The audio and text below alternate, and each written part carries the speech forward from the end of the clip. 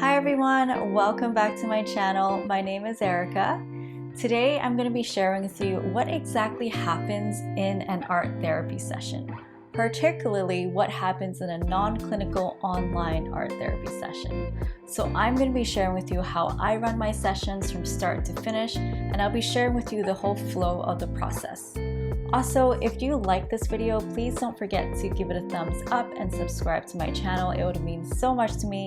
Lastly, if you're interested in booking a one-on-one therapeutic art session with me, I have all the information down below.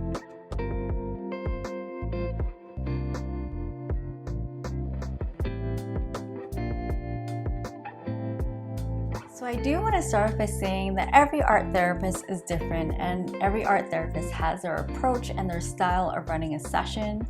And what I'll be sharing with you today is how I run a session personally. And so I'm not saying it's the right way or the only way, but it's the way that works for me.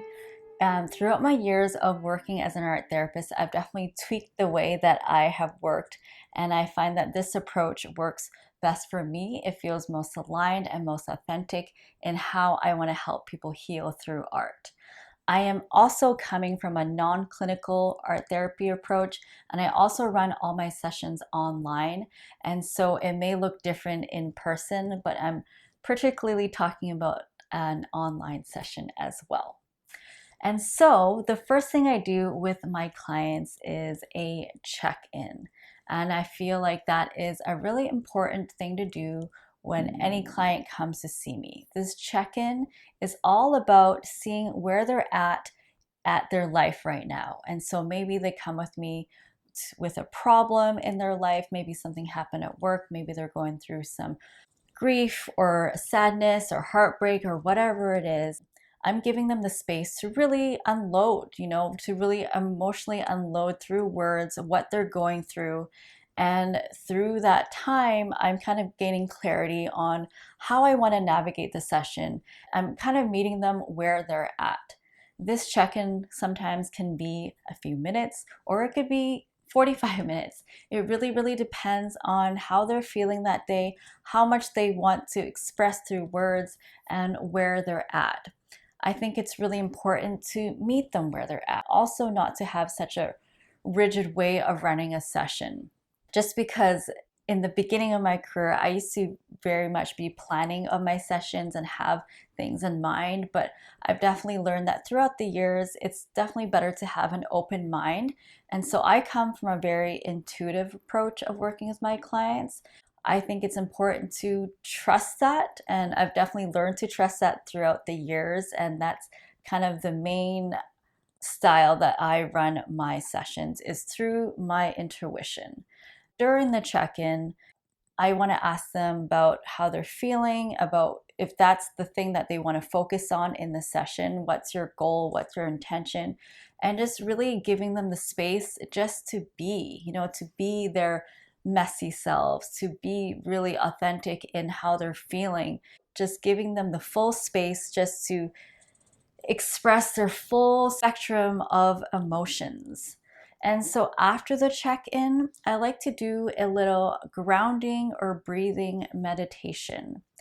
And the reason why I started incorporating this in my sessions is because that's usually how I work in my art process, is that I like to do a meditation or a grounding or breathing exercise before I approach any artwork. I find that it's the best because you're kind of getting into the present moment. You're getting in tune with your body, and you are just kind of clearing the path for more creativity to flow in. And so I find it really important for myself, and so I started incorporating that in most of my sessions. Usually this comes after the check-in, and so after they have expressed all they need to express through their words, it's nice to kind of clear them and just get grounded into the art making, because when you're creating art from a very frantic kind of stressed state, maybe you don't get as much clarity. And so coming from kind of a more calm, peaceful state, it's just easier to flow into the creative process. And so this grounding or breathing meditation, sometimes I like to play music in the background and kind of guide them through a meditation. Sometimes it's very personalized to what they're going through. So for example, if they are going through some sort of grief or heartbreak, I'll do a meditation based on the heart. Or maybe they're having a lot of physical pain, I'll kind of do a body scan for them. Or maybe it's just a few deep breaths that they need to do. Whatever it is, it's just nice to kind of have an opening kind of exercise before we get into the art making. And sometimes it could last like 30 seconds, or maybe it's a 10-minute meditation. Whatever it is, I'm leaving room for whatever they need in that moment. So the third thing is the art making part. And this is a really, really fun part because this is where we get to use our art materials and really start to make the art. And so sometimes I'm coming with an approach of giving them a personalized directive. And so what that means, what they told me at the beginning of the session, maybe they're going through some grief right now, maybe I'll give them a very personalized directive to deal with that grief, to express that grief. Or sometimes I'm coming from a more open studio approach where I'm giving them the freedom to kind of create whatever they want to create. Or sometimes I'm making art with them to make them feel more comfortable. So it really, really depends on my client's creativity level. So maybe some of my clients are already artists, and so they're really comfortable, in the creative process. They're ready to pick up the paintbrush and start creating. My other clients are not very comfortable with that, and it's very new to them. And so giving them some sort of directive and some sort of safety and boundary is easier for them. So it really depends on the client, and it really depends on kind of the energy of the session as well.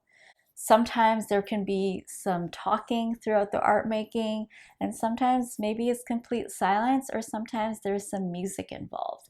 And it's not all the same way with the same client as well. It can change every session. And I've been saying this a lot, but it really, really depends on the session and the client and the day. We're always changing every day.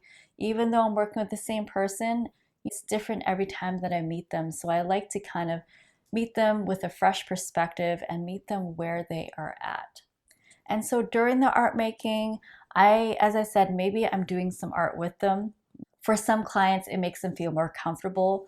For other clients, I'm just kind of observing them and writing in my journal and just giving them the space to be. Whatever it is, I don't think there's a right or wrong way. It's just about reading the energy in that moment. For art makings, some of my clients work really, really fast, and some of them work kind of slower. And so it can really be anywhere from 10 minutes to half an hour.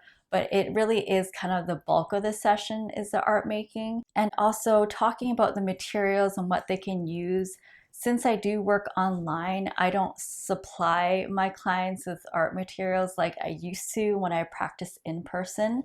So now my approach is much more simple. And so I say that if you have a pencil and a piece of paper, you can still do art therapy. You don't have to have $100 worth of paint supplies and glitter and construction paper.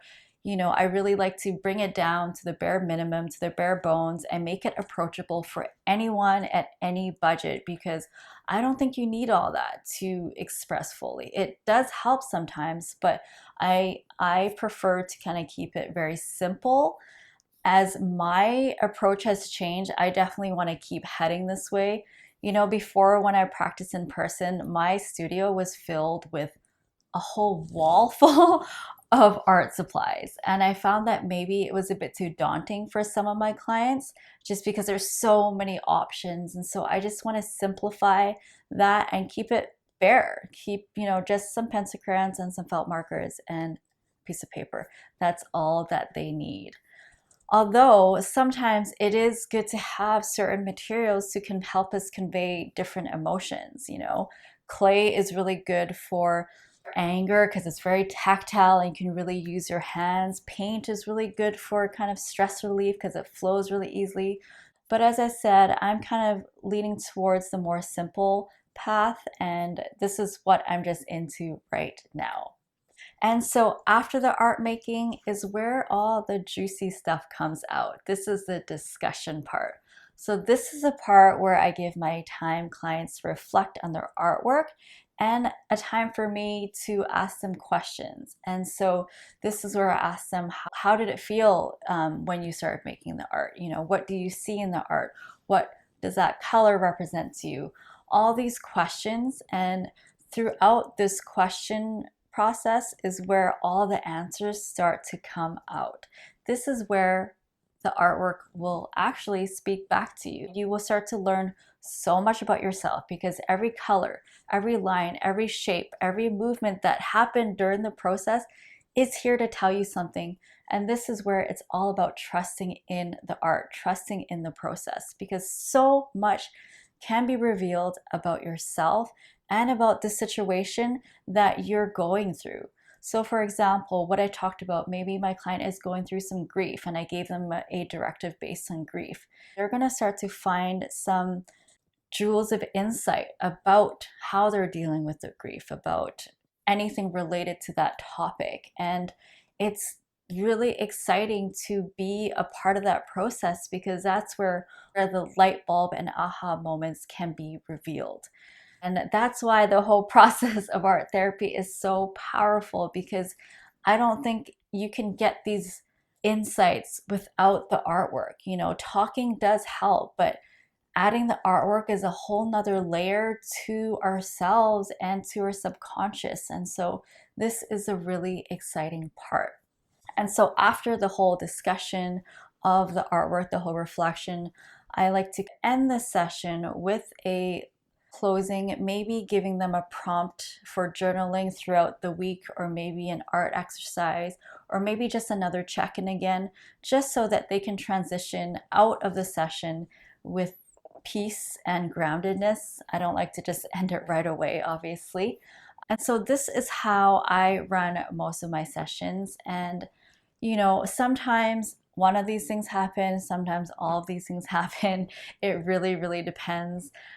I think it's really important to keep an open mind and to be not so rigid in your style of running a session, because as I said, it's different every day, and sometimes we need more talking than others. Sometimes we need more art making. Sometimes we just need more grounding. You know, it really, really depends. And I work from a very, very intuitive approach, and that's what works for me. So if you have any questions or comments about anything, you can leave them down below, or you can also send me email. And if you're interested in booking a session, I'll leave all the stuff in the description box. In the meantime, I'm sending you all love and creativity, and I will see you next week.